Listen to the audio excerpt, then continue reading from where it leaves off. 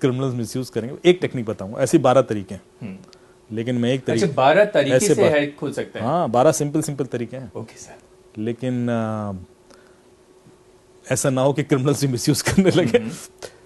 सबसे पहला तरीका है कॉल मर्जिंग टेक्निक, या कॉल, हाँ तरीके बताता हूँ। Call merging technique, call forwarding technique, voice mailing technique, QR code, screen sharing techniques, apps के थ्रू। तो जो कॉल मर्जिंग टेक्निक है वो कैसे काम करती है, मान लीजिए आप मेरे मित्र हैं ही जी जी और आपको एक कॉल आता है और वो कॉलर कहता है कि ध्रुव जी, अमित जी ने आपका नंबर दिया और हम एक इवेंट कर रहे हैं दिल्ली में ताज होटल में और आपको इनवाइट करना है और we want you to host that event, या कुछ मीडिया के लोग चाहिए।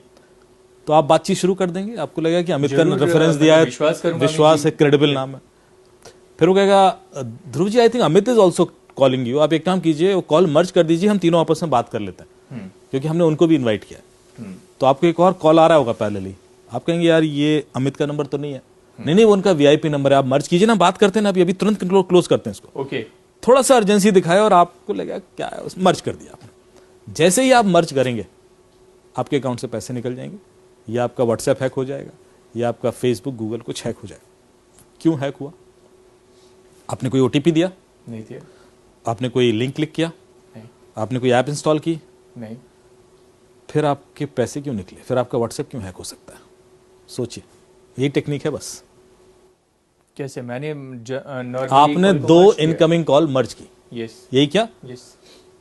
चैलेंज ये था कि दोनों इनकमिंग कॉल अननोन नंबर से थी, इसमें से एक भी नंबर आपके फोन में सेव नहीं था। बिल्कुल करेक्ट। ये वाला भी अननोन था, वो भी अननोन था। बस यही नहीं करना है। ये जो दूसरा कॉल आपको आया वो ओटीपी का कॉल था। आजकल सारे ओटीपी कॉल पे आते हैं। जो पहले एसएमएस पे आते थे, now you have an option to invite them on call.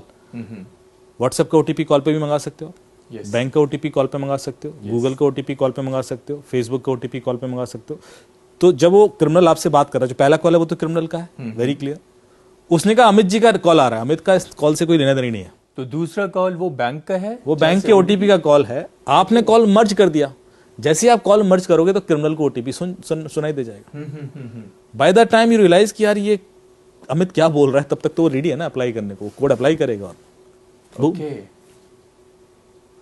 तो आपका ओटीपी ही तोड़ाना है। बिल्कुल। उसके बाद लगता है कि आपने ओटीपी बताया नहीं, फिर भी आपके अकाउंट से पैसे निकल गए। तो एक और चीज मैं हमेशा बोलता हूं अपने अवेयरनेस सेशन में, कि जितने भी आपने poster banner cyber safety awareness के देखे होंगे, उसमें लिखा होता है अपना ओटीपी मत दीजिए, ओटीपी मत दीजिए। आज सुबह से सुने जा रहा हूं मैं। बिल्कुल सर, रेडियो पे भी ये चिल्लाते रहते हैं। एक्चुअली कोई कभी ओटीपी देता ही नहीं है। अभी आप कितने भी केसेस देख लीजिए, कभी ऐसा हुआ कि आपसे कहा हुआ कि ध्रुव जी अपना ओटीपी बताइए, हाँ लीजिए ना, ये लिख लीजिए। अच्छा वो अपना पासवर्ड भी तो बता दीजिए, हाँ पासवर्ड भी लिख लीजिए। ऐसा होता है क्या कभी? नॉर्मली क्या अपना पासवर्ड मत दीजिए, ओटीपी कोई नहीं देता। 99.99% लोग नहीं देते। बहुत ही रेयर होगा जो शायद दे भी दे। ओटीपी एक तरीके से निकाला जाता है, एक कहानी होती है उसके पीछे, और वो कहानी जब तक लोगों को पता नहीं होगी, और वो कहानी सुनना चाहूंगा सर, वो तो निकलता रहेगा। जी बताइए। तो एक बड़ी इंटरेस्टिंग और ओटीपी निकालने की कहानी बताता हूं। मेरे एक मित्र हैं, वो यूएस से आए हुए थे, यूएस में एक कंपनी में काम करते हैं। लखनऊ में थे, अपनी माता जी को थोड़ा सा तीर्थाटन करा रहे थे, वो घुमा रहे थे। तो शायद उस दिन उनको दिल्ली आना था, बनारस से लखनऊ आए होंगे और लखनऊ से दिल्ली आ रहे थे। तो फ्लाइट उसमें थे, एयरपोर्ट पर थे। तो उनकी माता जी थोड़े से थकान फील कर रही थी, और फिर उसके बाद दिल्ली से शायद वापस यूएस का कोई फ्लाइट था उनका। तो उन्होंने सोचा कि दिल्ली जब लैंड करेंगे उसके बाद जो उनका ड्यूरेशन है अगली फ्लाइट का, वो 6-7-8 घंटे का है, तो उस दौरान एयरपोर्ट के पास कोई होटल ले लेते हैं, वहाँ रेस्ट कर लेंगे। तो वो गूगल पे उन्होंने सर्च किया दिल्ली एयरपोर्ट के आसपास कोई होटल, तो उनको एक नंबर मिल गया लेमन ट्री का।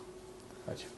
तो उन्होंने तुरंत कॉल लगा दिया। आप लेमन ट्री से बोल रहे हैं? हाँ जी लेमन ट्री से बोल रहे हैं। वो एक अभी मैं लैंड करने वाला हूँ 2 घंटे बाद, तो आप एक रूम बुक कर दीजिए, हिसाब कर देंगे। क्या चार्जेस? बताए इतने चार्जेस। बोले यार हमें तो 4 घंटे के लिए चाहिए, आप थोड़ा सा कंसेशन दे दीजिए। बोले सर वो तो अप्रूवल लेना पड़ेगा और ऐसा वैसा। Please please please. फिर थोड़ा ड्रामा किया उसने, कहा साहब अप्रूवल ले लिया हमने, 1800 रुपये में आपको 4 घंटे के लिए दे देंगे। वेरी गुड यार, मतलब एक अच्छा होटल आपको 4 घंटे की थोड़ा डिस्काउंट दे दिया उसने। तो बोला ठीक है सर आप कर दीजिए बुक। तो बोले आप पेमेंट कर दीजिए।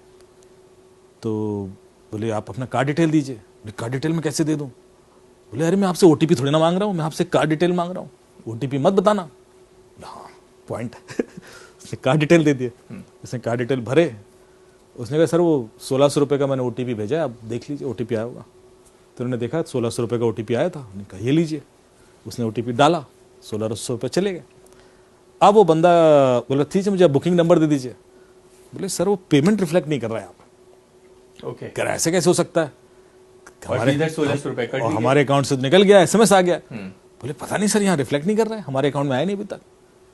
तो थोड़ा बहस होने लगी, यार मैं तो निकल गया और मैं तो ऐसा है, इतने में वो बोर्डिंग अनाउंस हो रही है कि फ्लाइट का, क्योंकि वो टाइमिंग ऐसा है।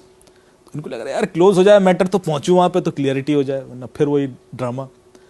तो बोलते हैं नहीं नहीं सर वो आया नहीं है पैसा, और अभी मैं कैसे रेफरेंस नंबर दे दूं, और तो जब तक आएगा नहीं कर सकता। एक काम कीजिए सर, आप ना मुझे अपना जो आपके अकाउंट से पैसे निकले हैं, बोले हाँ, तो उसका स्क्रीनशॉट भेज दीजिए तो मुझे कंफर्मेशन आ जाएगी। बोले हाँ कोई दिक्कत नहीं। उसने स्क्रीनशॉट लिया, भेज दिया।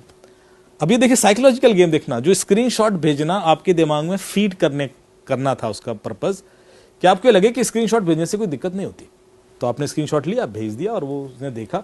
अब उसका रिएक्शन था, अरे सर यू आर राइट, 1600 रुपए दिए आपने, आपके तो अकाउंट से निकले, अब तो यू एब्सोल्युटली राइट सर। मतलब कितना इमोशनल। अब आप देखिए हाँ पूरा हर चीज नोटिस कीजिएगा। तो फिर मेरे अकाउंट में क्यों नहीं दिख रहा है, मतलब कहीं गड़बड़ है सर। आप एक काम कीजिए, हो जाता है कई बार सर ऐसा, आप 1 रुपये और ट्रांसफर कीजिए, क्योंकि कई बार क्या होता है वो पिछला वाला ना क्यू में अटक जाता है। तो 1 रुपये जब निकलेगा तो ये वाला भी एसएमएस आ जाएगा। अब पढ़ा लिखा आदमी है, सब जानते हैं कि ऐसा नहीं होता, लेकिन कम्युनिकेशन इतना डेंस हो चुका है, इंटेंस। तो उन्होंने कहा ठीक है साहब 1 रुपये और कर लेते हैं, 1 रुपये में क्या नुकसान है। तो उसने बोले 1 रुपये का फिर ट्रांजेक्शन किया। बोले सर वो ओटीपी आया होगा बता देना। तो इन्होंने देखा तो वो ओटीपी 16,000 रुपये का था। बोले यार ये ओटीपी तो 16,000 का है। बोले नहीं सर 1 रुपये ट्रांसफर किया मैंने। क्या बात कर रहे हो आप, मैं 16,000 क्यों ट्रांसफर करूंगा। अरे बोले नहीं ओटीपी 16,000 का। बोले नहीं 1 रुपये का, 16,000 का, 1 रुपये का। अरे आप स्क्रीनशॉट भेजिए सर, स्क्रीनशॉट भेज दिया। फिर दोबारा आप समझे नहीं बात को। पहली बार जब स्क्रीनशॉट भेजा था तो उसमें ओटीपी नहीं था, अब जो स्क्रीनशॉट भेज रहा उसमें तो ओटीपी है। आपसे सीधे सीधे ओटीपी नहीं मांगा, आपसे घुमा से स्क्रीनशॉट निकलवा लिया। बात तो वही है ना। तो पहली वाली एक्सरसाइज में उसने सिर्फ आपके दिमाग में डाला कि स्क्रीनशॉट भेजने से दिक्कत नहीं होती। जैसे ही दूसरी बार में स्क्रीनशॉट भेज जाओ, उसने ओ ये क्या कर दिया मैंने तो ओटीपी भेज दिया। तो उसने अप्लाई किया, निकल गए 16,000। ये तो वो फ्लाइट बोर्ड करने वाले थे। तो आप देख रहे हो टेक्निक्स कितनी सोफिस्टिकेटेड।